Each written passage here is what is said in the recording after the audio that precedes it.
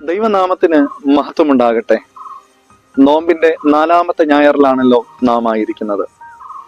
മാതാപിതാക്കളെ മക്കൾ അനുസരിച്ച് ജീവിച്ചിരുന്ന നല്ലൊരു കാലഘട്ടം ഉണ്ടായിരുന്നു. എന്നാൽ ഇന്ന് മാതാപിതാക്കൾ മക്കളെ ഭയപ്പെടുന്ന ദുഷിച്ച കാലഘട്ടത്തിലാണ് നമ്മൾ ജീവിക്കുന്നത്. എന്തെല്ലാം വാർത്തകളാണല്ലേ നമ്മുടെ ചുറ്റിലും നമ്മൾ ഓരോ ദിനവും കേട്ട് ഉണരുന്നത്. കുഞ്ഞുങ്ങൾ മുതൽ മുതിർന്നവർ വരെ ലഹരിക്ക് അടിമയായി സുബോധമില്ലാതെ കാട്ടിക്കൂട്ടുന്നതായിട്ടുള്ള എത്രയെത്ര ദുഷിച്ച കാഴ്ചകൾ. പ്രിയപ്പെട്ടവരെ, ക്യാൻസർ എന്ന രോഗം മനുഷ്യന്റെ ശരീരത്തെ മാത്രം കാർന്നു തിന്നുന്ന ഒന്നാണെങ്കിൽ, ലഹരി ഇന്ന് മനുഷ്യന്റെ ശരീരത്തെയും മനസ്സിനെയും ഒരുപോലെ കാർന്നു തിന്നുന്ന രോഗമായി മാറിക്കൊണ്ടിരിക്കുകയാണ്.